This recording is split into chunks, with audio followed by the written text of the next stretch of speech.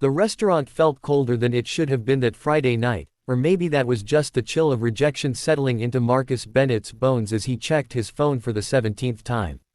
Still nothing. No text. No call. No apologetic message offering some flimsy excuse. Just the hollow silence of being stood up, again. Marcus had arrived 30 minutes early, his palms sweating despite the autumn air conditioning. He'd worn his best navy blazer, the one his sister insisted made his brown eyes look warm and trustworthy. He'd rehearsed conversation starters in the Uber ride over, determined that this time would be different. This time, the online connection would translate into real-world chemistry. This time, he wouldn't go home alone to his empty apartment, wondering what fundamental flaw made him so easy to abandon. But here he sat, a carefully groomed monument to hope deferred, watching couples laugh over candlelight while the waiter's sympathetic glances grew more frequent. The breadbasket sat untouched before him, a small rebellion against the pity he could taste more sharply than any carbs. An hour passed. Then another 30 minutes for good measure, because Marcus had always been the kind of man who gave people the benefit of the doubt, sometimes long past the point of common sense. His mother used to say his heart was too soft for this world. Tonight, he was starting to believe she'd been right. Finally, he signaled for the check, his face burning with the particular shame of public rejection. The waiter, a young man with kind eyes, simply nodded. No judgment. No questions. Just quiet human decency that somehow made Marcus feel even more pathetic. Outside, the Portland streets glistened with recent rain, reflecting neon signs and streetlights in fractured patterns.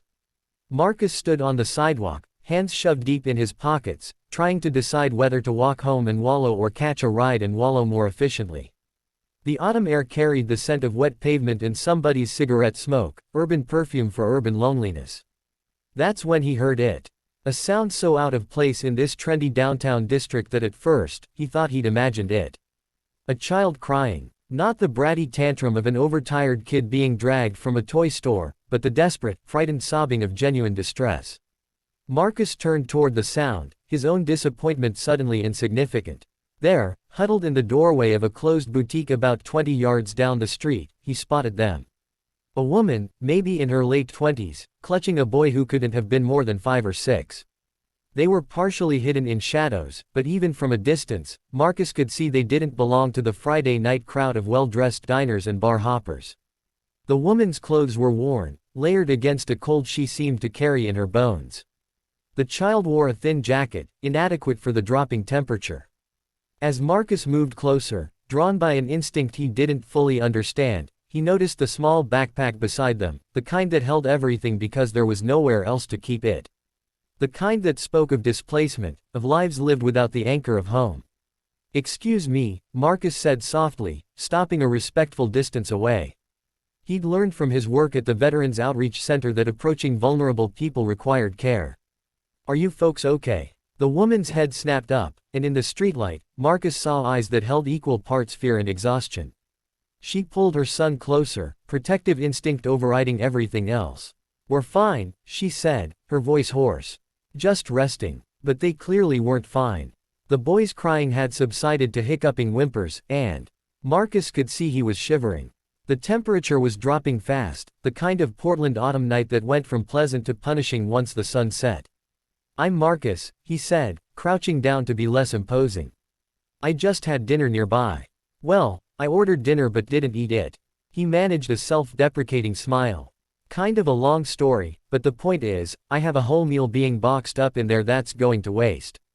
And I was thinking, maybe you and your son might be hungry." The woman studied him with the wariness of someone who'd learned that kindness often came with conditions. Marcus held her gaze, letting her see he meant no harm, letting the silence speak for him. His sister always said his face was an open book, that he'd never be able to hide his intentions even if he tried. Tonight, he hoped she was right.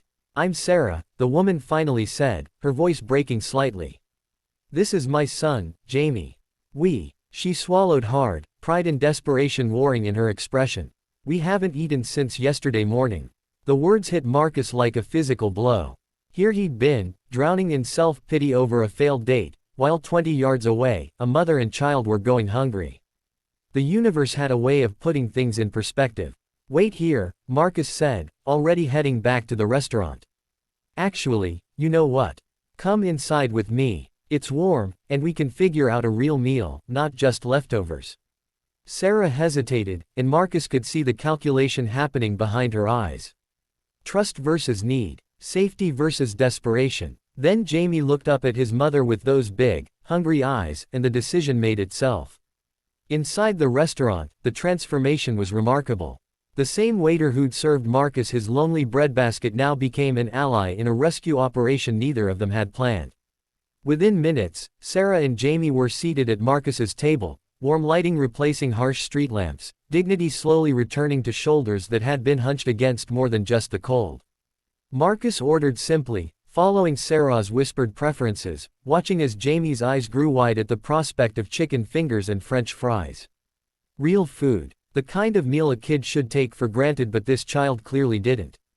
As they waited, Sarah's story emerged in fits and starts, the way truth often does when it's been locked away too long. She'd been a teacher before the layoffs came. Jamie's father had left before he was born. They'd managed okay for a while, living with Sarah's mother, making ends meet even if there wasn't much left over. But then her mother got sick, medical bills piled up, and the small inheritance that was supposed to be their safety net evaporated in a cascade of expenses and bad luck. "We've been staying at a shelter," Sarah said quietly, watching Jamie color on the paper placemat with crayons the waiter had provided. "But they're full most nights. Tonight, they turned us away. I was trying to figure out what to do, where to go. Jamie was so tired and cold, and I just..." Her voice cracked. "I didn't know what to do." Marcus listened, his chest tight with emotions he couldn't name. Anger at a system that failed people like Sarah and Jamie. Sorrow for the circumstances that could reduce a mother to seeking shelter in a boutique doorway. But mostly, an overwhelming sense that he was exactly where he was supposed to be. The food arrived, and Marcus barely touched his own meal, too focused on ensuring Sarah and Jamie had enough. He ordered extras, encouraging them to eat their fill, to take their time. He saw the moment Sarah's shoulders finally relaxed, the moment she allowed herself to feel safe, if only temporarily. As the evening wore on, Marcus made phone calls. First to his friend Rachel, who ran a nonprofit housing initiative. Then to his church community, activating a network of support he'd helped build but never imagined using like this. By the time they finished dessert, Jamie grinning with chocolate cake crumbs on his chin, Marcus had secured Sarah and Jamie a spot in a transitional housing program. Not just a bed for one night, but a real chance at stability. A caseworker. Resources. Hope. Sarah cried when he told her, tears streaming down her face as she clutched his hand across the table. "Why?" she kept asking. "Why would you do this for strangers?" Marcus thought about the question, about the blind date who'd never showed, about the path that had led him to that sidewalk at exactly the right moment. "Maybe because we're not meant to be strangers," he said finally. "Maybe because sometimes God or the universe or whatever you believe in puts people in our path for a reason. Tonight, you and Jamie were in mine." 3 months later, Marcus stood in Sarah's new apartment, helping her hang pictures on walls that were finally hers.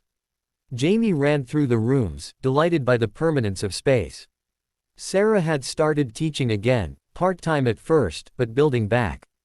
The fear had left her eyes, replaced by something Marcus recognized as his old friend, hope. "I can't believe this is real," Sarah said, looking around the modest but clean living room. "Some days I still wake up expecting to be back on that street corner." Marcus smiled, handing her another picture frame. "It's real. You made it real. I just helped open a door. You walked through it and did the work." Sarah turned to him, her expression serious. "You know what I realized?